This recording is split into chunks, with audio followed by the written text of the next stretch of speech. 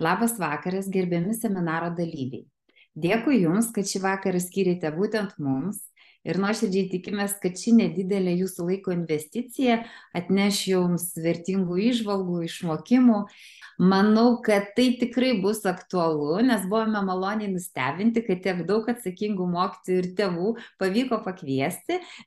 Prieš perdodant žodį lektoriai, noriu pasakyti, kad tai yra pirmas Sostinės vaikų ir jaunimo centro Hobbyverse renginys, kuriuo siekiame inicijuoti mokytojų, tėvelių diskusiją, taip pat siekiame dalintis informaciją ir tokiu būdu didinti visų suaugusių, visų suinteresuotų asmenų bendrą supratimą ir sutarimą apie tai, kas jauniems žmonėms yra aktualu, kokios grėsmės ar pavojai kyla mūsų jaunai kartai ir kaip mes galime prisidėti prie to, kad vaikai, augtų laimingi, bet mums taip pat be galo rūpi, kad jie būtų saugus, tiek emociškai, tiek fiziškai, kad jie pasitikėtų savimi, kad kurtų, svajotų ir be jokios abejonės, kad būtų laimingi.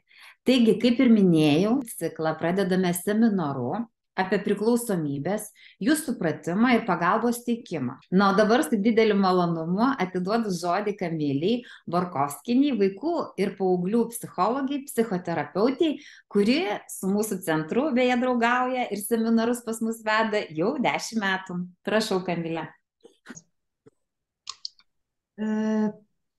Priklausomybės, toks, sakyčiau, Lietuvoje kalbėti apie jas nėra labai sena, jeigu mes apie gripą, apie slogą, žinom šimtmečius jau turbūt, arba arti to, tai priklausomybė kaip liga yra sąlyginai naujas terminas mums. Šiaip mes ir apie psichikos sveikatą nesam tokie stipriai išprusę tinkamai kalbėti ir juo labiau jie tinkamai pasirūpinti. Tačiau, bandau žiūrėti, kas čia man, ar galiu keliauti toliau, tačiau mėgautis tuo, kas suteikia malonumą ir, labai svarbu, ieškoti galimybių pakartoti tai, kas tą malonumą mums suteikia, yra normalu ir būdinga ne tik žmogaus prigimčiai.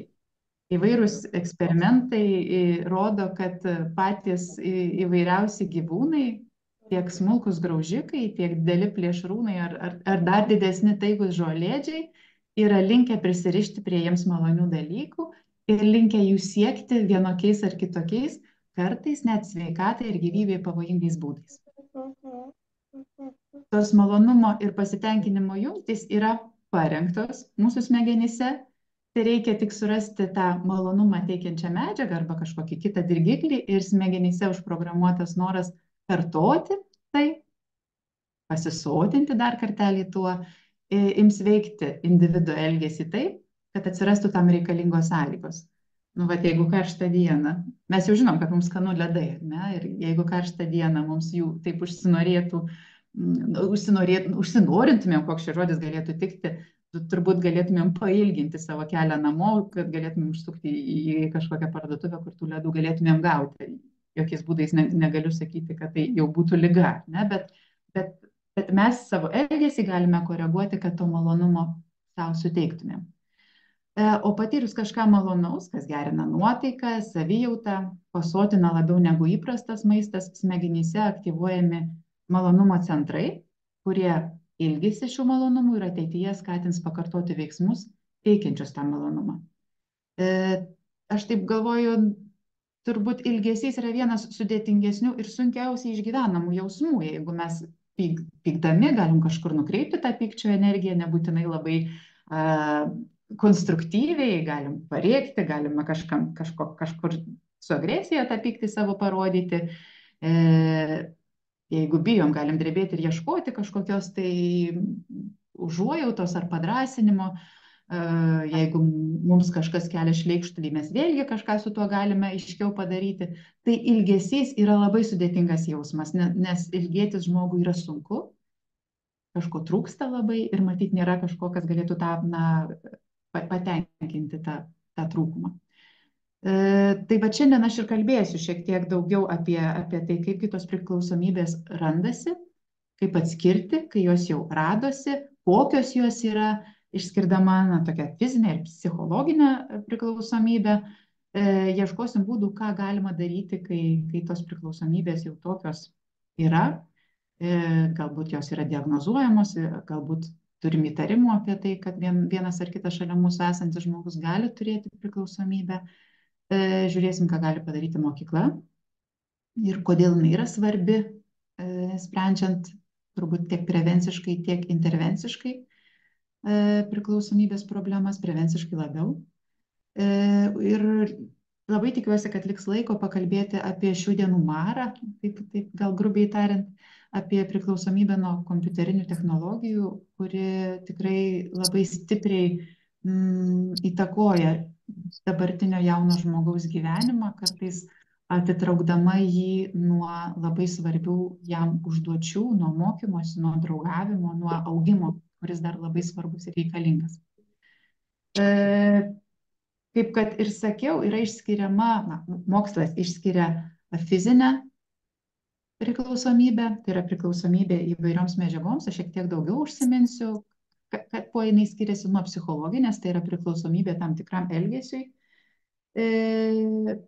Ir kas vyksta vienu ir kitu atveju. Šiaip anksčiau buvo manoma, kad yra tam tikra grupė žmonių, kuri turi įgimtas kažkokias prielaidas priklausomybei rastis.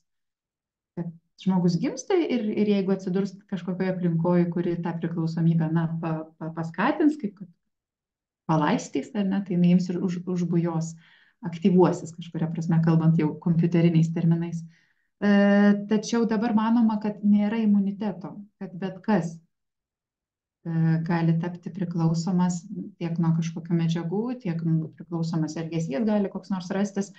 Bet vis dėlto mokslininkai išskiria keletą rizikos veiksnių, jie nebūtinai gali lemti priklausomą elgesį, bet tikrai yra svarbus ir gali įjungti tam tikrą aliarmą, kai mes galvojam, ar šitas žmogus gali turėti priklausomybę, kai turim abejonių.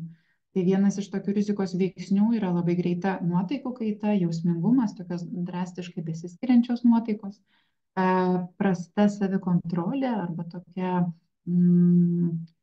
savireguliacija prasta, toks negalėjimas nurimti, gali būti su tuo susijęs agresyvumas, toks išveikimas kažkokių savo impulsų agresyviais veiksmais, gali būti nesugebėjimas kurti brandžių ir ilgalaikių santykių, tiek kalbant apie tokias, draugystės, tiek apie romantinius santykius, jau jeigu kalbame apie vėlesnio amžiaus jaunuolius ir suaugusius žmonės.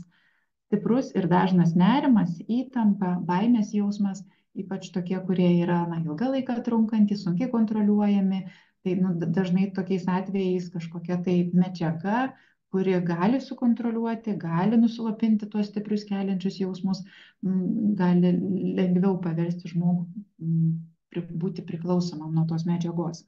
Taip pat kaip ir polinkis į depresiją. Jeigu žmogus tokį polinkį turi, tikėtina, kad jis lengviau prisiriš šiuo atveju turbūt tiek prie kažkokios fizinės medžiagos, tiek gali išsivystyti priklausomybė kažkokiam elgesiui, ką mes vadiname psichologinė priklausomybė. Fizinė priklausomybė radosi kaip tokia anksčiau literatūroje ir įvairiose ligų klasifikacijose, tai organizmo pripratimas prie tam tikrų, dažniausiai psichoaktyvių medžiagų vartojimo ir dėl tų medžiagų negavimo išgyvenamų abstinencijos sindromu. Ta abstinencija matyt ir yra tai, kas daugiausiai sunkumų kelia šalia esantiems žmonėms ir tam pačiam, kuris turi priklausomybę, nes tai yra skausminga būsena, narkotinės medžiagos jau būna įsijungę į fiziologinius organizmo procesus. Tai reiškia, kad dažnu atveju nesu biologė ir ne neurologė, gal man sunkiau tą paaiškinti, bet kai mes naudojam, kai žmogus vartoja psichoaktyvią medžiagą, tai kažkuria prasme nustoja gamintis arba išsireguliuoja tam tikri organizme vykstantis procesai, ten gaminamos natūralios medžiagos, hormoninės medžiagos, kurios dažnu atveju būna atsakingos už nuotaikos stabilumą, už kažkokius, tos pačios depresijos, kažkokius epizodus ir jų kontrolę. Tai kai mes duodame dirbtinius papildus, psichoaktyvias medžiagas, mūsų natūralus fabrikas tą nustoja gaminti arba nebegamina tiek, kiek reikia ir ta abstinencija yra tiesiogiai susijusi su fiziologinėmis reakcijomis. Ir staigus nutraukimas reikalauja kūną iš naujo adaptuotis prie jų trūkumo. O adaptacija yra nelengvas procesas, kuris, nesvarbu apie ką kalbėtumėm, apie pratinimąsi prie darželio ar adaptacija pirmoje klasėje ar darbo pakeitimą pareikalauja tikrai nemažai resursų. Dėl to fizinė priklausomybė prilyginama lėtiniai ligai.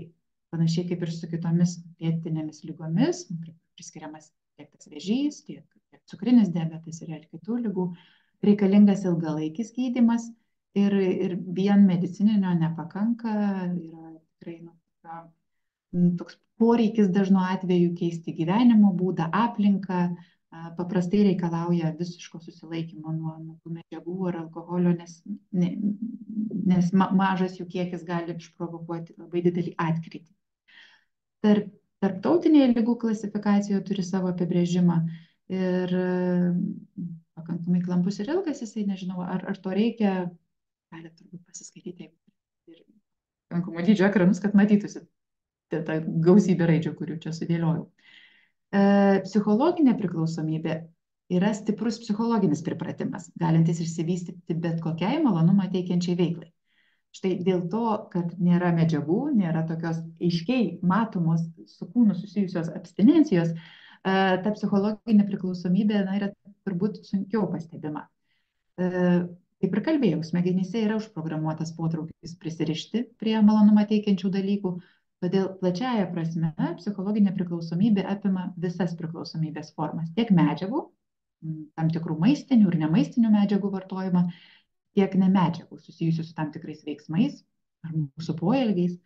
Ir įprasta galvoti, kad su psichologinės priklausomybės ar su to elgesio, nuo kurio mes esame priklausomi, nebuvimu nėra susijęs toks dalykas kaip abstinencijos sindromas, ta liguista organizmo reakcija, tačiau tikrai negavęs galimybės atlikti vienokio ar kitokio veiksmo, nuo kurio yra priklausomas tas žmogus, turbūt pirmas, kas į galvą ateina, grįžtant prie anksčiau buvusių skaidrių, tai kompiuterinės technologijos, gali būti azartiniai lošimai, gali būti koks nors valgymo įpročiai žalingi, tai yra nevalgymas arba kaip tik kokie nors, persivalgymas irgi gali būti kažkuria prasme ne tik valgymo sutrikimas, bet ir priklausomybės kategorijai priskirtas sutrikimas. Gali būti priklausomas žmogus nuo apsipirkinėjimo, gali būti seksualiniai santykiai priklausomybės lygyje. Tikrai yra daug tokių sunkiai pastebimų psichologinės arba elgesio priklausomybės tokių, nežinau kaip pasakyti, kam mes dar galime būti priklausomi, nes tai yra labai socialiai priimtina ir man atrodo dabartiniam laike, dabartinė karta žmonių tikrai nesunkiai išsivysto priklausomybė darbui ir mes turim nemažai darboholikų, kurie savo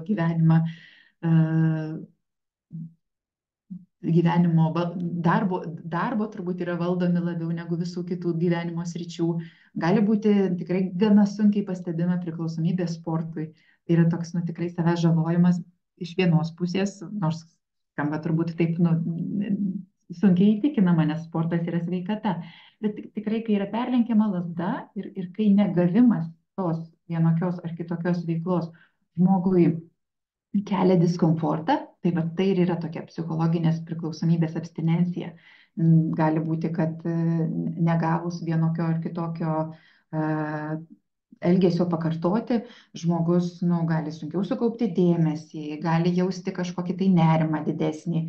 Vaikų atveju tikrai labai dažnai, ypač tų vaikų, kurie turi arba jau diagnozuota priklausomybė nuo ekranų, tai yra nuo kompiuterinių technologijų, arba mes turim įtarimų, kad jie tokią gali turėti, tie vaikai tikrai gana sunkiai sukaupia ir išlaiko dėmesį, nukenčia jų kognityvinės, tai yra pažintinės funkcijos, tai tikrai irgi yra sunku. Kalbėsiu dar toliau irgi apie tai, kaip atpažinti tą nuo priklausomybės kenčiantį asmenį. Ir galvoju, čia pasiremsiu tuo, kas man labai patinka. toksai Zigmundas Freudas, jisai buvo austrų psichiatras, psichoterapeutas, pirmasis turbūt psichoanalitikas, kalbėjo, kad meilė ir darbas štai kertiniai mūsų žmogiškumo akmenys. Kad apie bet kokį turbūt žmogaus sutrikimą mes kalbėdami, kalbėsim, kad jisai, bandysim pažiūrėti į jį kaip į tokį, kuris kažką sutrikdo. Jeigu mums skauda kojas, turbūt mes sunkiau eisim arba bėgsim. Jeigu mums skauda gerklę, tai turbūt sunkiau kalbėsim.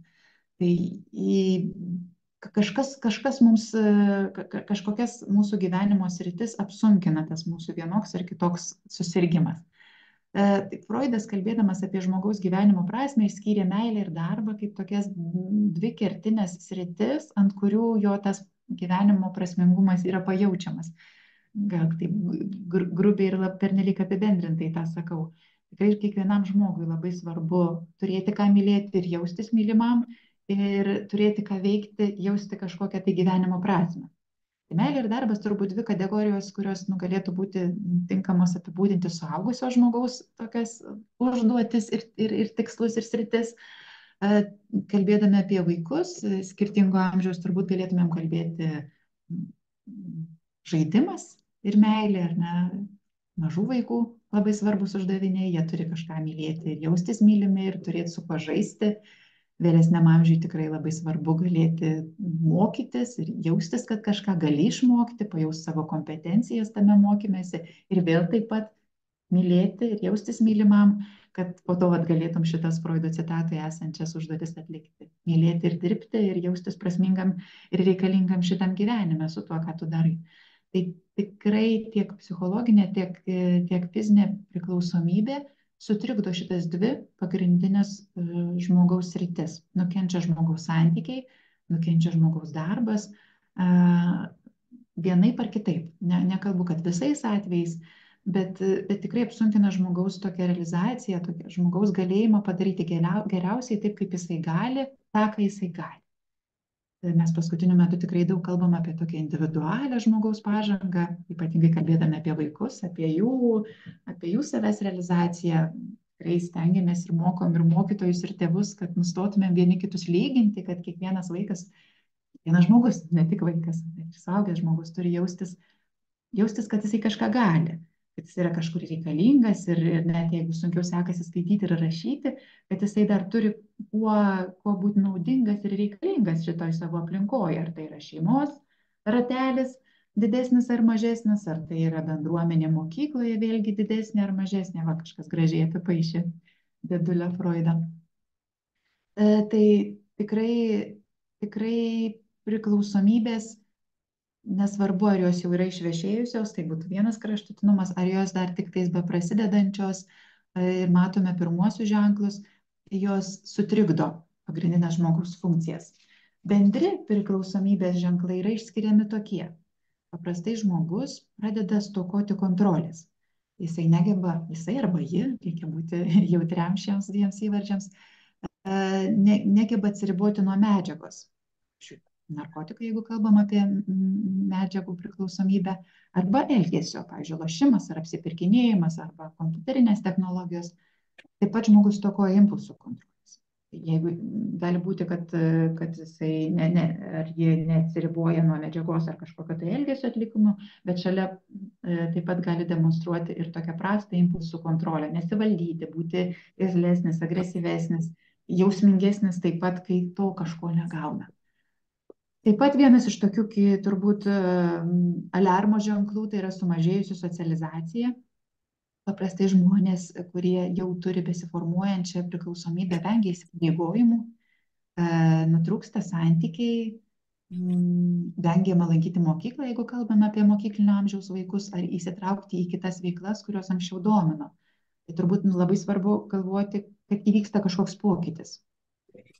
Vienoks matytas žmogus, asmenybė, dėl mums nelabai suprantamų priežasčių tampa kažkoks kitoks, kažko atsisako ir tas pokytis mums kelia nerimą. Gali būti, kad tas pokytis yra susijęs ir labai normalus dėl pasikeitusio raidos etapo. Tikrai paauglystėje vaikai pasikeičia ir jie gali atsisakyti to, kas juos anksčiau domino, jie gali prieštarauti autoritetams, kuriems anksčiau pakluso arba vertino juos.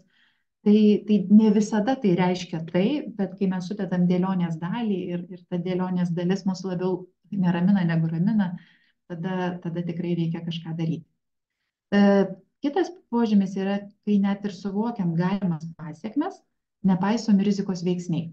Pavyzdžiui, socialiniai tinklai tikrinami vairuojant automobilį, dalinamasi adatomis, kalbant apie intraveninius narkotikus, bėgama iš namų, mokyklos ir panašiai. Tai kai rizikuojama ar sveikata, ar kažkokiu savo socialiniu statusu, vardan to, kad būtų patenkinamas tas priklausomybės poreikis. Tikrai esu per savo praktikoje turėjus vaikų ir labai mažų su priklausomybė kompiuterinėms technologijoms, kurie išeidavo ryte į mokyklą, draugiškai atsibučiavę su savo tėvais ir eidavo į bibliotekas, kur galėdavo sėdėti prie kompiuterių. Tai tose bibliotekose juos kažkas aptikdavo.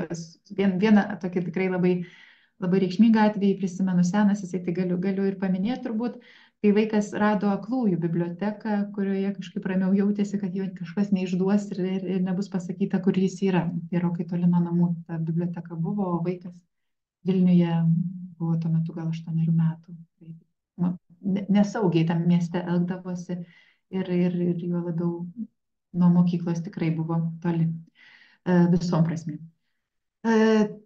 Dar kitas bruožas yra, kad fiziniam efektui pasiekti ar tam abstinencijos simptomui sumažinti reikalinga vis didesnė ir dažnesnė dozė arba to elgesio pakartojimas. Mums, jeigu anksčiau užteko 3 valandų prie ekrano, tai dabar jau yra reikalinga ir dar didesnė kažkokia tai paros dalis, keliamas į naktį, kad pažaistum, kad patikrintum kažkokius tai socialinius tinklus ar susirašytum su kažkuo, kad nebeužtenka to, kas anksčiau tenkino.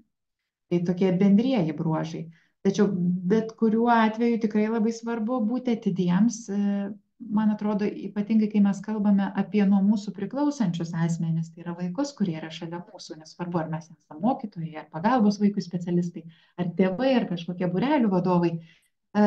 Tikrai esam tie, kai šalia mūsų esantis vaikas yra nuo mūsų priklausomas. Aš dažnai kalbėdama apie žmogaus raidą sakau, kad mes iš visų gyvų sutvėrimų labai stipriai skiriamės tuo, kad labai ilgai tik gimę esam priklausomi nuo mūsų supančios suaugusiojo aplinkos. Jeigu tik gimęs koks nors briedžiukas jau stojasi ir ieško mamos tešmens, kad gautų pieno, ir po to aplink ją, kad ir kebeldžiuodamas tom pakrypusiam kojytėm, bet jau yra pajėgus eiti ir gal labai greitai bėgti. Tai žmogaus vaikas labai ilgai dar to negali ir negalės pats, nes visom prasmėm bus priklausomas nuo šalia jį supančios suaugusiojo aplinkos. Toksai psichoanalitikas britas Donaldas Winnicottas yra pasakęs, nėra tokio dalyko kaip kūdikis. Yra kūdikis ir dar kažkas. Tai žmogaus vaikas, ne tik kūdikis yra priklausomas nuo jį supančios aplinkos. Tikrai dar labai ilgai ir panašu, kad paauglystės laikotarpiu ilgėjant, šalia mūsų esantys tiek vaikai, tiek paaugliai labai ilgai yra priklausomi ir ta jų asmenybė, tiek fizinė, tiek psichinė sveikata labai ilgai priklauso nuo to, kas šalia jų vyksta ir kaip ta aplinka, paprastai suaugusiųjų, yra pajėgi jais pasirūpinti. Tai va čia aš išskiriu šiek tiek tuos anksčiau išvardintus pokyčius ir pradedu nuo asmenybės pokyčių. Juos yra gana sunku turbūt pamatyti, nes tikrai vaiko raida yra tokia įdomi, kad joje ir vyksta tie asmenybės pokyčiai, jeigu mes kalbam apie vaiką. Suaugusio asmenybės pokyčius tikrai yra lengviau pamatyti, nes apie suaugusį turbūt mes kalbam kaip apie tokį pakankamai stabilų konstruktą, su pakankamai stabilia asmenybė, vertybėmis ir nuostatomis.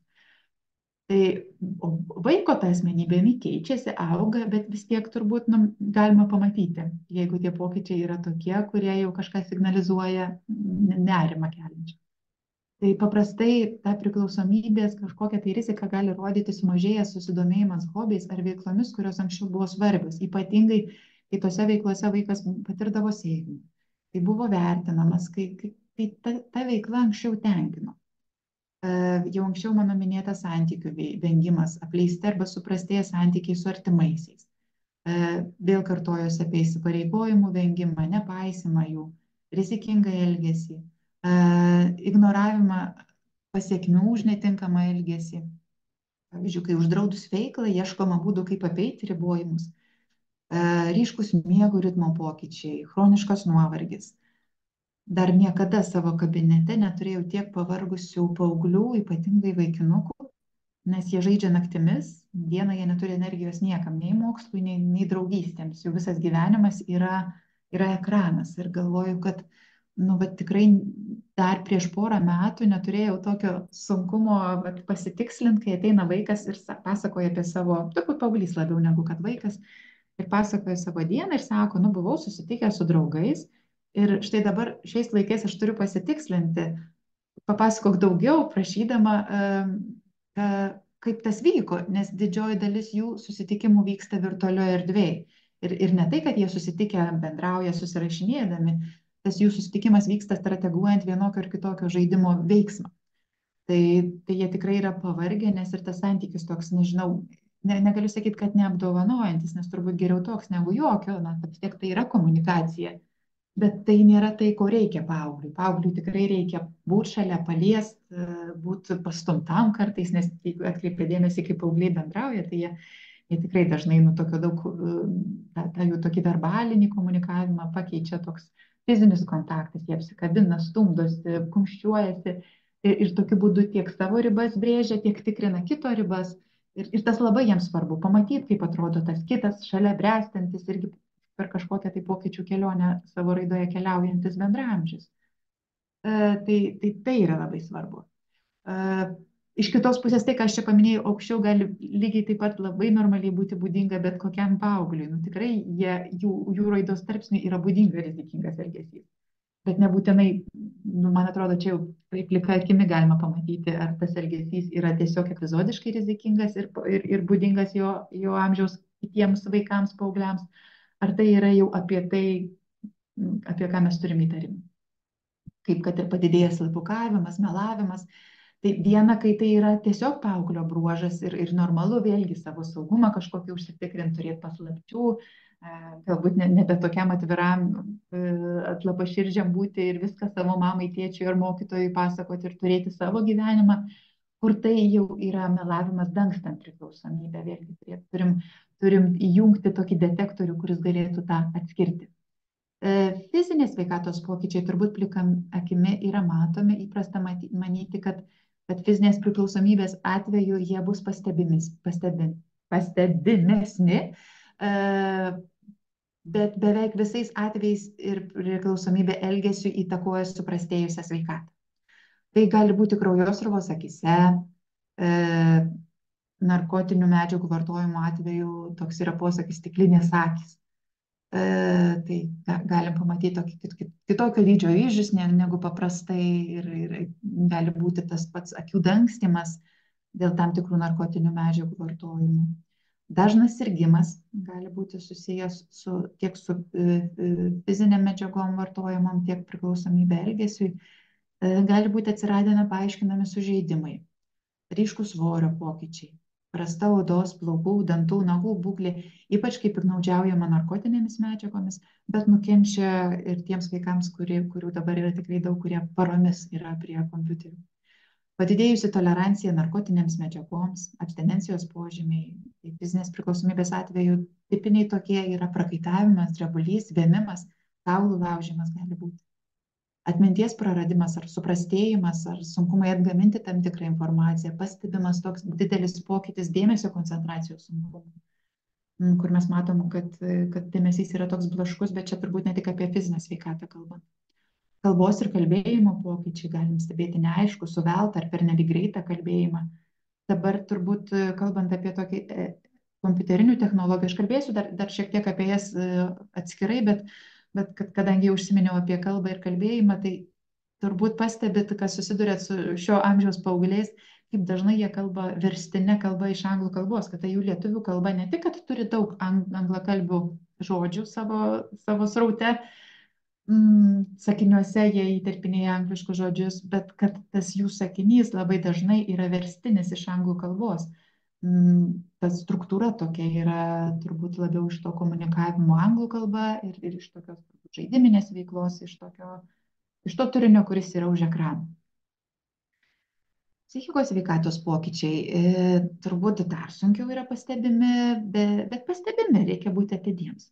Tai yra ir staigus nuotaikos pokyčiai, vėlgi, paauglystėje normalu, agresyvus elgesys, vėlgi, paauglystėje normalu, irzlumas, tas pats, depresija ir prislėgtumas, apatija, suicidinės mintys, jos gali būti būdingos ir kitiems vaiko patiriamiems sunkumams, bet mes turime būti atidus ir vėlgi grįžtu prie tos dėlionės idėjos, jeigu ta mūsų gauta detalė prisideda prie mūsų nerimo apie priklausomą elgesį ar bet kokią kitą priklausomybę, tai turim turėti tą savo galvoje. Nes turim būti atidus. Ir bet kuriuo atveju turim vertinti kompleksiškai. Greta priklausomybės asmuo neretai gali turėti ir kitų psichikos sveikatos sutrikimų. Nerimo sutrikimai, kažkokie potrauminio streso sindromai, ar obsesinis kompulsinis sutrikimas. Yra duomenų, nežinau, kiek jie labai stipriai tyrimais patvirtinti, bet kad po karantininiu laikotarpiu kai kurie vaikai grįžo į mokyklas demonstruodami potrauminio streso sindromo požymius, kad tikrai dažnam iš jų ir tikrai sunkiai išgydomos tos būklės yra, ypač jeigu tas karantinas buvo dar šalia su kažkokiais kitais patiriamais siaubais, nežinau, netektėmis artimoje aplinkoje arba tokia staigia izoliacija nuo bet kokio konstruktyvaus komunikavimo, nuo tokių tikrai pozityvių santykių. Tai kai kurie vaikai patyrė tai kaip labai didelį praradimą ir tai turėjo pasiekmių jų tolimesniai raidai. Kai kurie, tikrai turiu savo kabinete tokių, kuriems yra vis dar labai sunku sugrįžti į mokyklą, kai kurie jų ir nesugrįžta į ją taip, kaip jie turėtų. Nuotaikos sutrikimai gali būti šalia to, dažniausiai depresija, bipolinis sutrikimas, tas, kuris yra apie nuotaikų kaitą, kai depresinius epizodus keičia tokio padidinto aktyvumo, tokios maniakinės būsenos. Asmenybės sutrikimai gali būti dažniausiai, kai kalbam apie socialią arba tokią paranojinę asmenybę. Psichotiniai sutrikimai dažniausiai šizofrenija. Tai yra tokios gretutiniai sutrikimai, kurie dažnai šalia savęs turi priklausomybės įvairias arba, čia turbūt sunku pasakyti, arba priklausomybės sutrikimas šalia gali turėti šitą, kurį įtakoja, čia nepasakysiu. Dabar galvoju, visai gal galim pakalbėti apie tai, jau ką daryti, ar ne, kokios pagalbos galimybės gali būti taikomos, kai mes jau savo toj dėlioniai susidarom vaizdą, kuris mus dar labiau neramina, kai dar labiau patvirtinam savo įtarimus apie galimą priklausomybę. Psichologai turi tokį pasiūlymą, jeigu mums kyla kažkokių tai didelių nerimų ir manom, kad yra negerai, tai pasidaryti didelį puodelį arbatos. Aš dabar ir gurkštelsiu vandens, kad būtų lengviau kalbėti, bet ta puodelio analogija dažnai gali būti tinkama bet kokiose krizinėse situacijose. Tas puodelis rekomenduojama, kad būtų didelis ir jį reikėtų laikyti 2 rankom, kad nepridirbtumėm, ko nereikia. Ir kol geriam, rastumėm patį tinkamiausią sprendimą. Prastai prieš veikiant, nesvarbu apie ką mes kalbam, kokio amžiaus žmogų, prieš veikiant labai svarbu pagalvoti, kodėl aš noriu veikti, ką man reikia veikti, kodėl čia reikia veikti kažką. Pasitarti galbūt su kažkuo. Tai tas tikros, realios ar simbolinės arbatos išgėrimas turėtų būti skirtas apmąstymui, ką galima padaryti, kad nepridarytumėm daugiau. Paprastai kalbant apie bet kokį susirgimą, ar tai būtų tas pats gripas, mano anksčiau minėtas, ar kitokie sunkesni sutrikimai, priklausomybės taip pat, šiame amžiuje ir jau praėjusio amžiaus pabaigoje vis daugiau kalbama apie tokį holistinį požiūrį arba tokį biopsichosocialinį modelį, kuris turėtų būti taikomas sprendžiant įvairius sunkumus. Nebūtinai visi šitie 3 komponentai, biologinis, psichologinis ar socialinis, turi būti reikalingi, bet jie turi būti apsvarstyti. Ir poreikis, ar reikalingas tas metodas ar intervencija taikyti, taip pat turi būti apsvarstytas. Tai modelis šitas kalba apie tai, kad mes turim vaistus ir kitas biologinės intervencijas, skrandžio plovimas, pavyzdžiui, ne viena tokių, kurie ateina į galvą. kažkokiu tai papildų skirimas, kažkokia tai kontrolė medicininė, psichologinis konsultavimas, įvairios terapijos, motyvavimas, na, tokio psichologinio atsparumo stiprinimas ir socialinių problemų sprendimas gali būti susijęs su aplinkos pokyčiais, su kažkokiu tai izoliavimu nuo probleminės tos aplinkos, kuri yra žalinga asmeniui. Tai dažnu atveju reikia visko. Ir net kalbant apie tos vaikus, kurie turi priklausomybę nuo kompiuterinių technologijų, tai dažnai jie turi išsivyščiusi socialinį nerimą, kuris neretai pareikalauja tokios medicininės intervencijos ir psichiatro paskirtų medikamentinių gydymų. Tai pačiai suprastėjusiai sveikatai, fiziniai sveikatai stiprinti gali būti reikalingos įvairios biologinės intervencijos. Taip kad turbūt tiek nuo tokios medžiagų priklausomybės, tiek nuo priklausomybės elgesio, psichologinės priklausomybės, su jomis tvarkytis turi būti apsvarstytas šitas biopsichosocialinis modelis.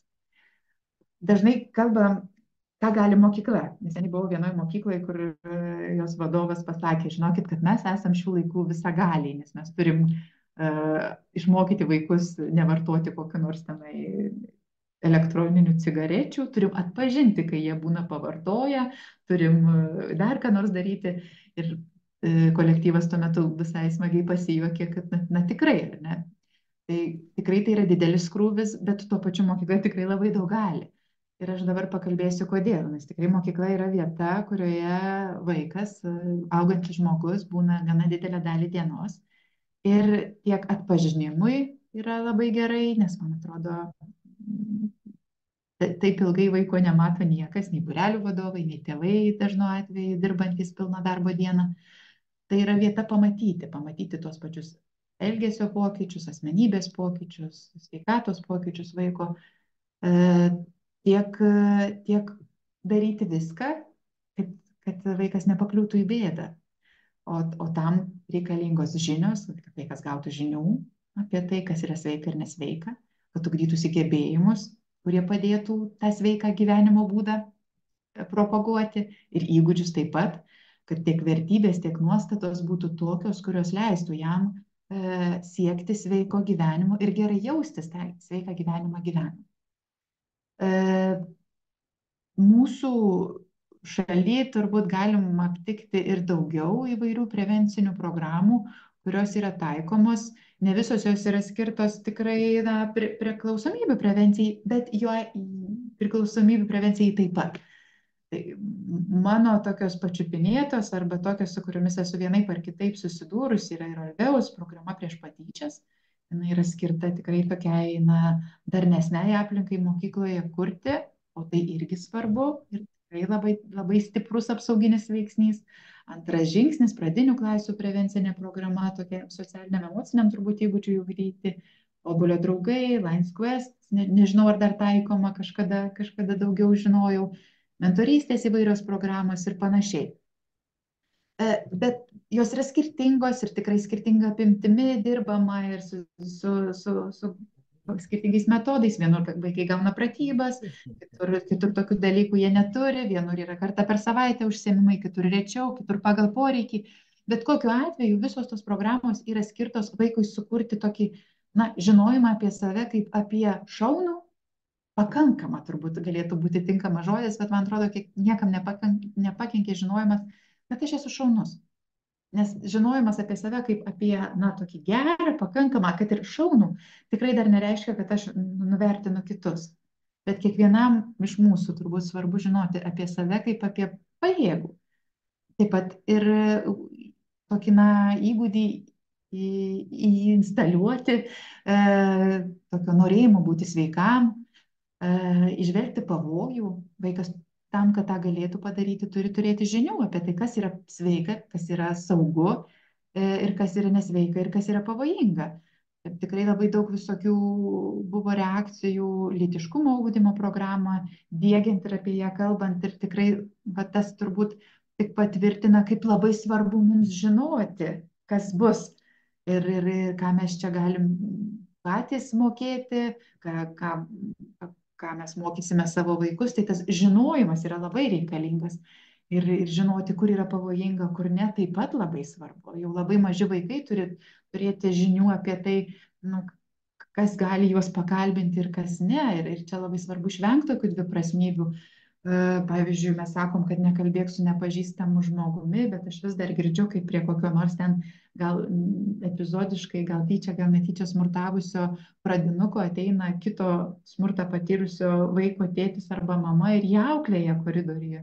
Tai tokie tikrai pavojingi veiksmai, atrodo lyg ir nieko tokio, bet labai svarbu, kad vaikui tuomet kas nors pasakytų, kad tu netinkamai pasielgiai, bet ir su tavim dabar netinkamai pasielgiai. Tai jau ugdytų tokią galimybę išvelgti pavojų. Taip pat kaip ir galimybę ieškoti ir rasti sprendimus. Tikrai gyvename laiku, kada atrodytų labai daug kas yra paprasta. Mes turim daug įvairių technologijų, kurios, man nežinau, gali iš namų pašildyti savo elektromobilį ir įeiti į jį su jau atitirpusiais stogais, langais ir visom kitom dalim ryte. Gali grįždamas namo užsikaisti virdulį. Gali su dirbtiniu intelektu išspręsti sudėtingiausius matematikos uždavinius. Gali parašyti rašinius, gali išgūglinti pačią atrodytų sudėtingiausią informaciją. Bet toks paradoksas, mes vis mažiau žinom, kad mes galime, mes vis mažiau turim tokio jausmo, kad mes susidūrę su sunkumu galime jį įveikti. Vaikai to irgi turi nepakankamai. Taip kaip ir galėt pasakyti, ne, atrodo, tikrai tokie išlepę dabartiniai vaikai, taip jiems viskas paprasta, ant lėkštutės padėta, bet ne visi jie moka pasakyti ne, nes mes vis dar labiau mėgstam arba mums patogiau, kai vaikai paklūsta, nekelia problemų ir mes dažnai už tokį pasirepetavimą to ne, vienaip ar kitaip nubaudžiam. Ne visur taip, čia svarbu galvoti, kad tikrai yra išimčių ir galbūt jūs esat viena iš jų. Bet už tokį prieštaraujantį elgesį, už nepaklusnumą, už įžūlumą labai dažnai vaikai sulaukia nemalonių pasekmių. Ir mes paskui juos turim mokyti, kaip jiems pasakyti ne.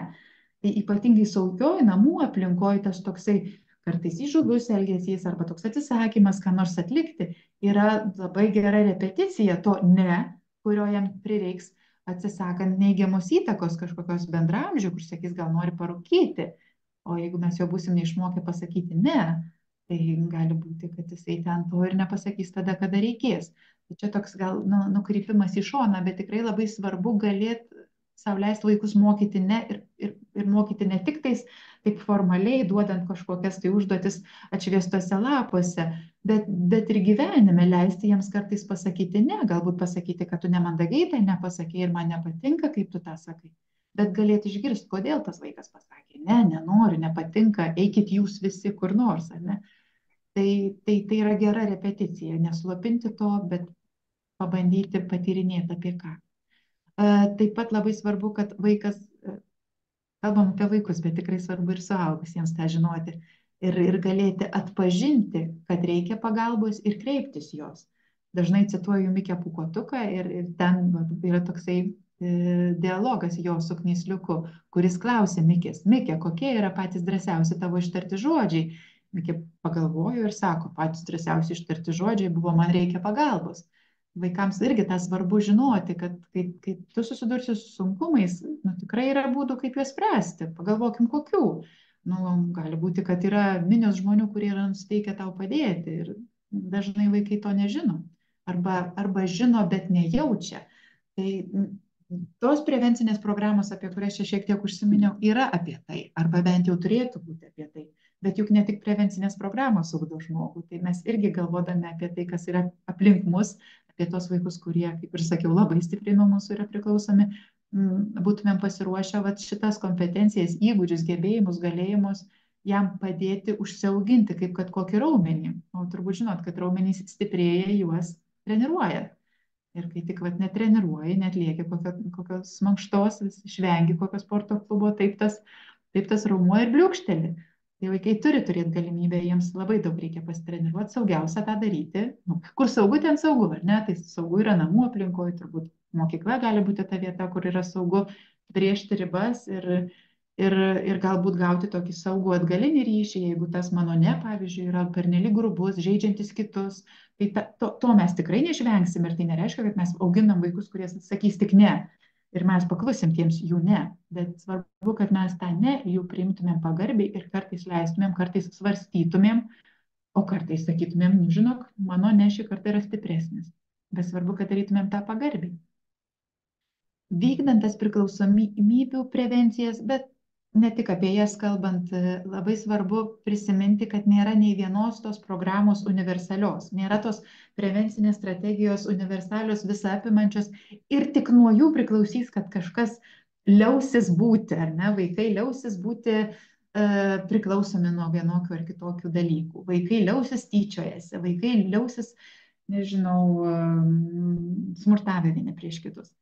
Bet labai svarbu prisiminti, kad tos programos, kad ir kokią mes ją turėtumėm, jos yra efektyvesnės tada, kada yra ilgalaikės ir nuoseklios.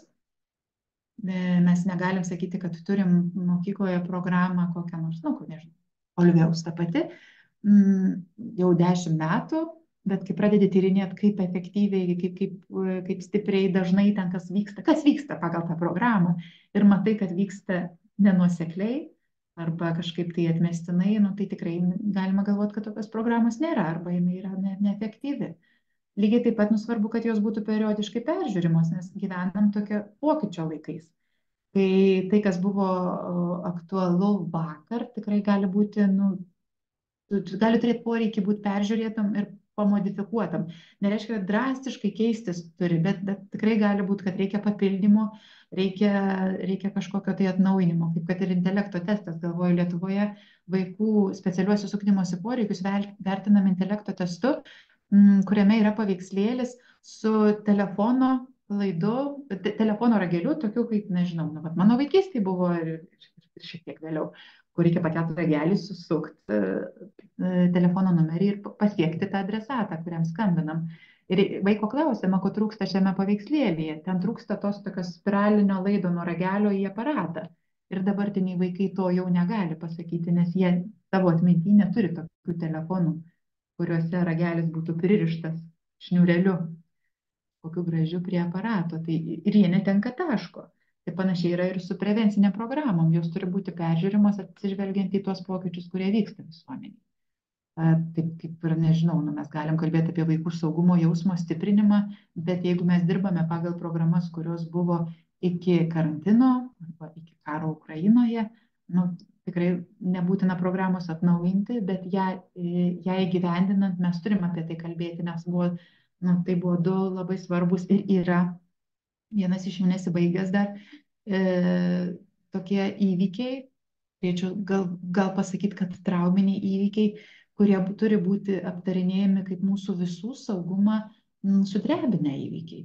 Tai vėlgi, čia turime įjungti tokį kritinį mąstymą, kas čia dar turėtų būti paminėta.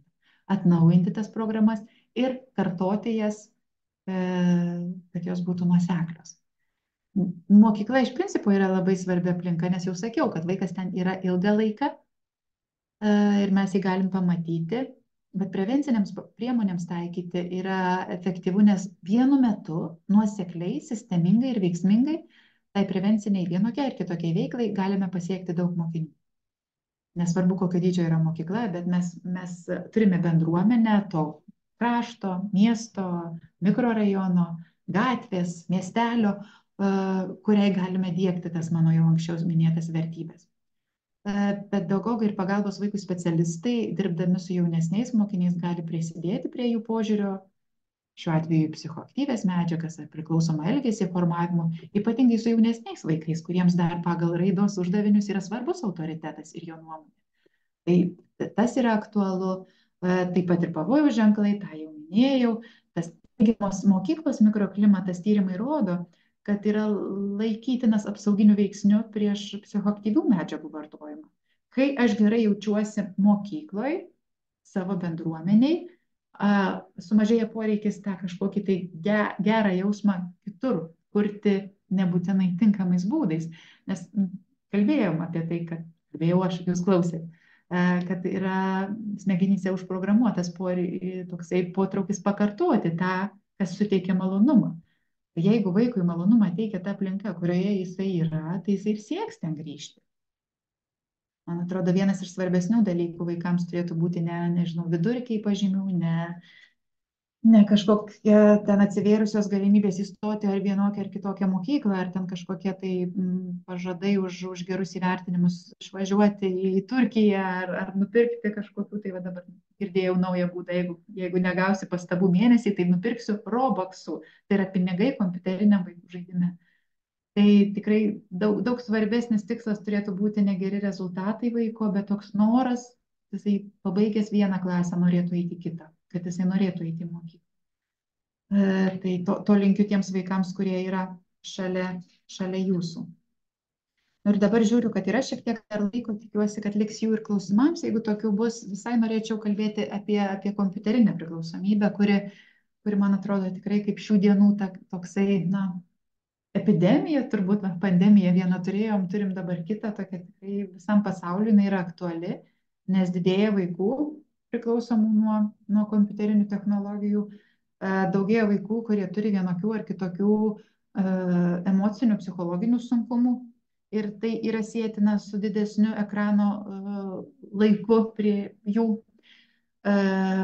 Didėja vaikų, kurie turi lygų, medikų diagnozuotų lygų ir sutrikimų, kurie yra būdingi vyresnio amžiaus žmonėms, tai tikriausiai yra sėtina su nejudrumu, širdies ir kraujagyslių lygos, nugaros, stubro įvairūs netaisyklingos laikysenos bėdos.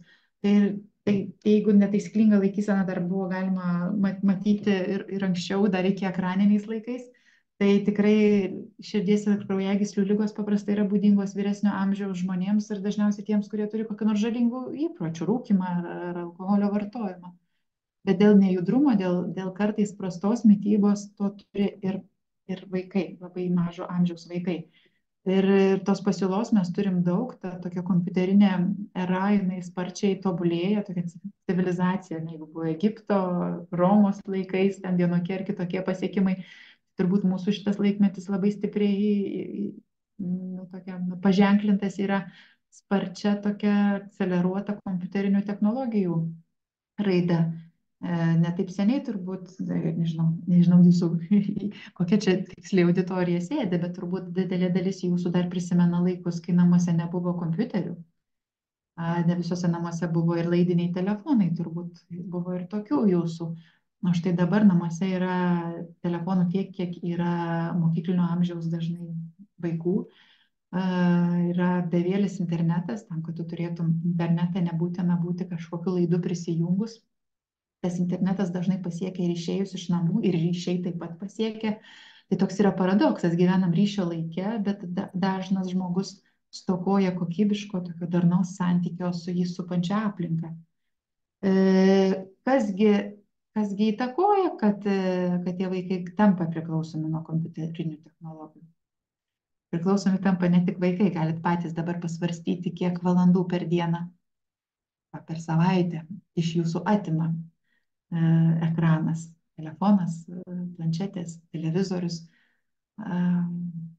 kompiuteris dar turbūt gali būti, kiek pasiema laiko naršymas internete, nes tikrai mes atsiduriam kažkokioje Narnijoje, kur yra neatrastos žemės ir jos niekada nesibaigia. Tuo yra įdomu.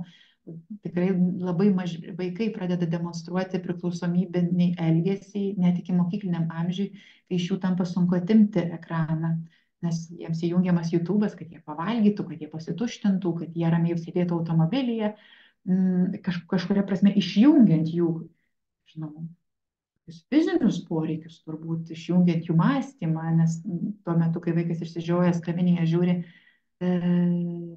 ekraną, tai vienas dalykas netrukdo tėvams papietauti, kitas dalykas turbūt nemato, ką valgo ir tada išsižiojusiam vaikui lengviau įdėti tą maistą ir tokiu būdu jį pamaitinti. Tai vienas iš pagrindinių faktorių, kodėl vaikai tampa priklausomi, tai kad tas ekranų laikas jiems nėra ribojamas, o riboti reikia.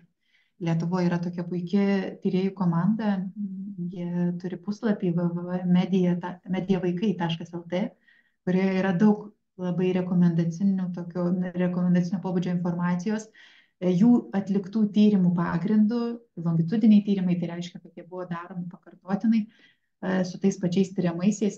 Ir rezultatai kalba apie tai, kad vaikai kuo daugiau laiko praleisdami prie ekrano, tuo kažkokios tai problemiškesnius požymius turi. Sunkiau sukaupia dėmesį, prastesnis miego režimas arba tas pats miegas yra prastas, prastėja atmintis, santykiai, savireguliacija ir taip toliau.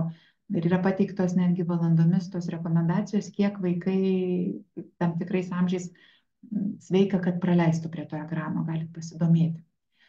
Taip pat vienas iš tokių pagrindinių faktorių yra, kad į tas kompiuterinės veiklas vaikai įsitraukia pernelyg anksti, tai tam iki mokykliniam amžiui turėtų būti labai stipriai ribojama.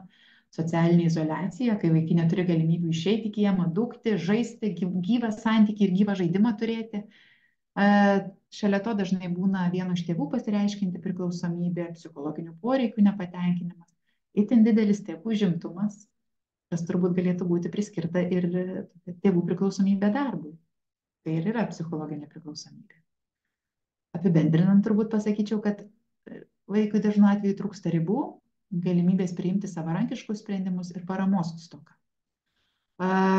Kaip atpažinti tą vaiką ir paauglį, o gal ir suaugusį, kuris yra priklausomas nuo kompiuterinių technologijų. Tai labai panašu apie tai, ką kalbėjau ir anksčiau, nes tai irgi yra liga.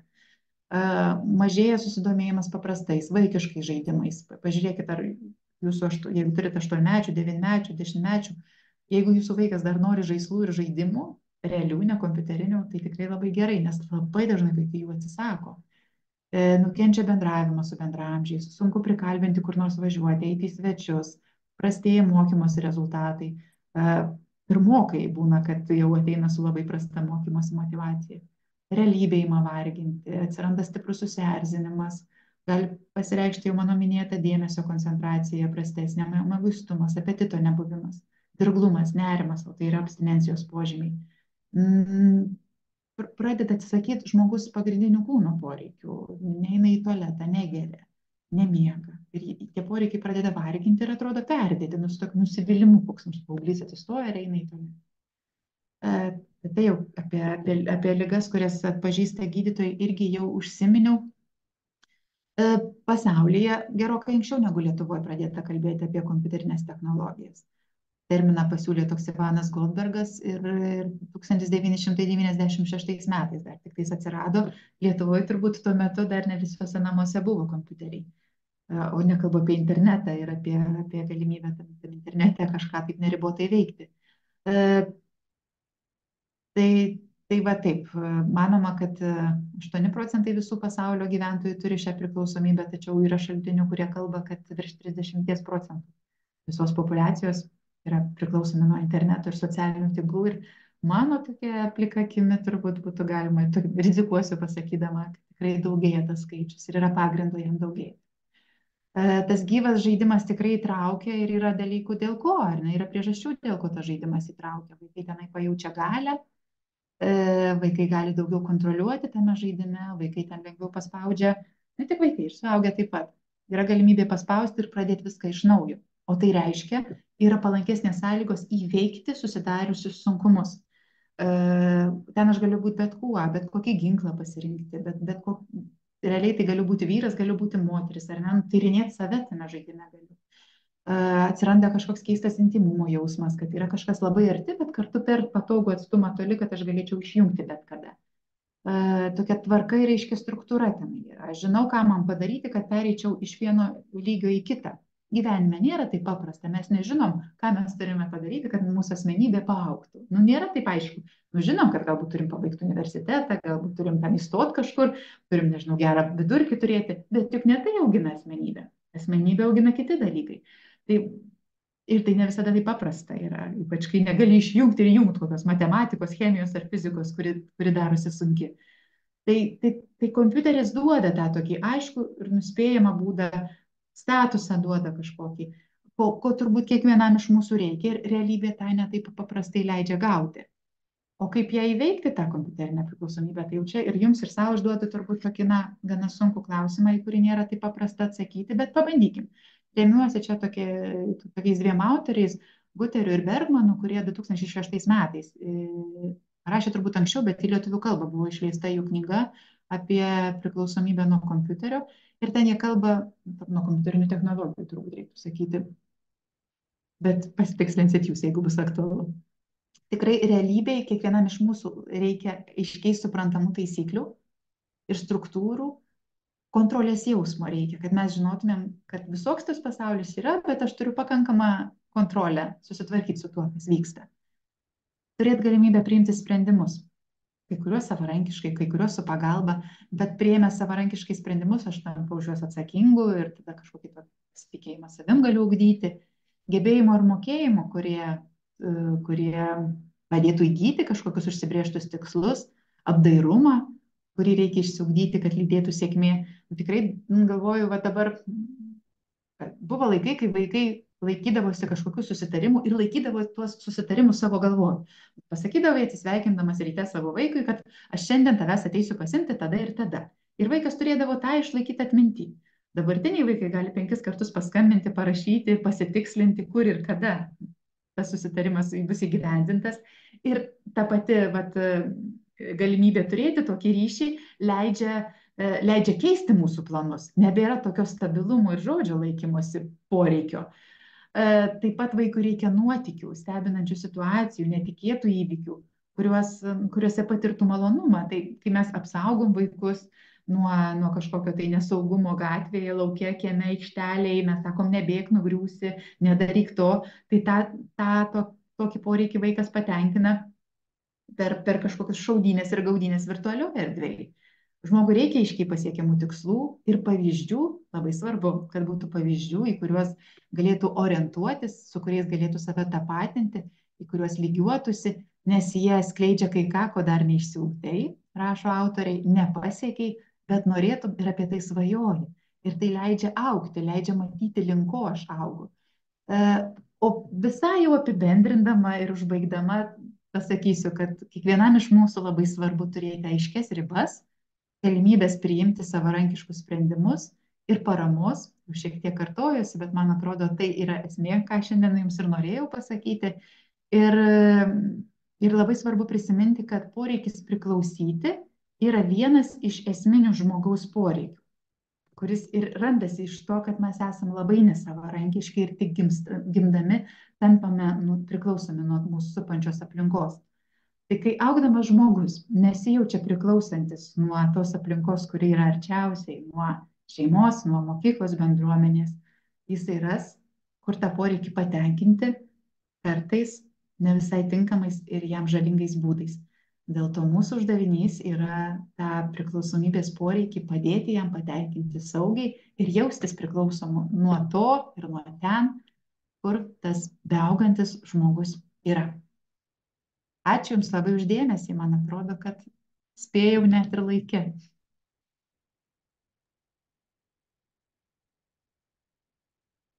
Taip, tikrai taip. Ačiū Jums labai, Kamilė. Turime keletą klausimų. Ar galima būtų jums užduoti? Galbūt aš pradėčiau nuo paskutinio, nes tai buvo susijęs būtent su kompiuteriniam technologijom. Tai yra šviežia ta mūsų temos dalis, kurią tik nagrinėjome. Tai klausimas buvo, koks yra sveikas praleidimo prie ekranų laikas? Arba kur galima būtų to informacijos apie tai paieškoti, pažiūrėti? Tai tikrai pasikartosiu, ieškokit jos tokios patikimos www.mediavaikai.lt. Yra lietuvių kalba, lietuvių autorių, tyrėjų surinkta informacija iš jų atliktų tyrimų.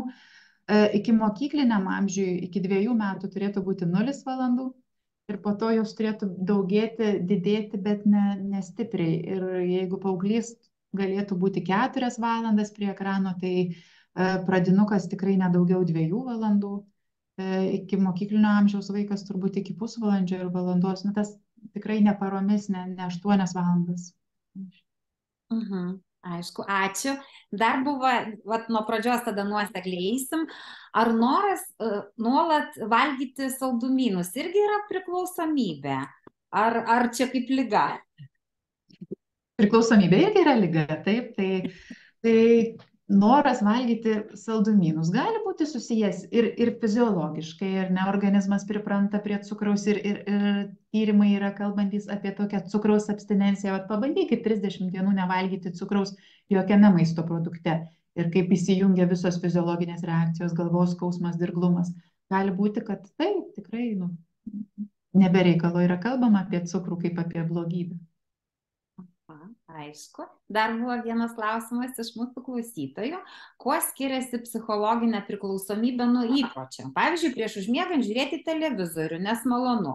Ar tai yra žalingas įprotis, ar priklausomybė? Ir kaip tuos dalykus atskirti? Kada jau tas turėtų raudonas signalas užsidegti galvoje, kai turėtų mąstyti, ką su to daryti?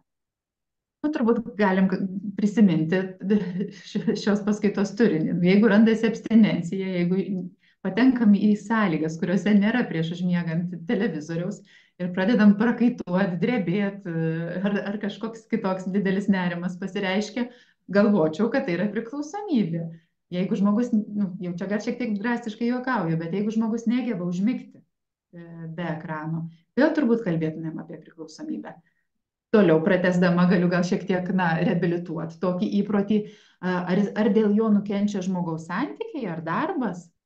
Gal ne, ar ne? Tai gal tas įprotis nėra tiek žalingas ir ta priklausomybė, galim kalbėti apie ją kaip tokią, galim save išbandyti ir pabandyti užmigti kas antrą vakarą be televizoriaus ir be kažkokio turinio ir triukšmo. Bet kvieščiau pagalvoti, kokias mintis išjungia tas ekranas ir iš jos sklindantis vaizdai ir triukšmai, kai reikia miego.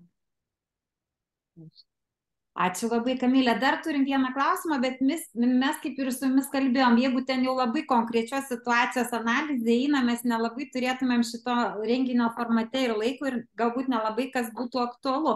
Tai gal aš galėčiau sakyti, kad jeigu domina kažkokia detalesnė, gilesnė informacija, tikrai ieškokit tos pačios Kamilės ir galite galbūt netgi konsultaciją pas ją užsirašyti, ar aš klystu.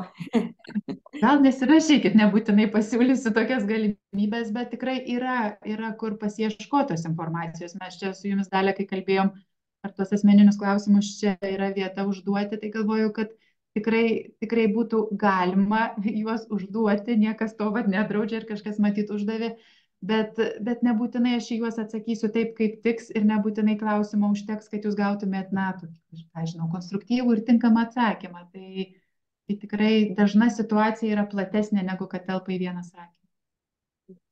Aišku.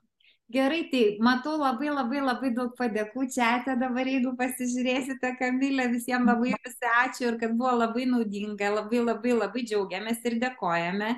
Lygiai taip pat dėkojame mūsų šito renginio, seminaro ar paskaitos dalyviams.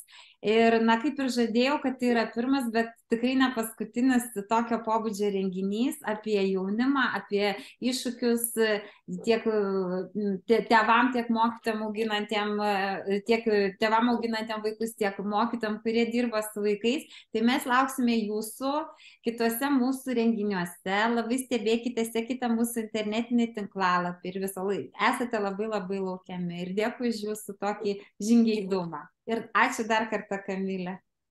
Ačiū Jums už dėmesį. Gero vakaro. Viso geriausio visiems. Ačiū labai.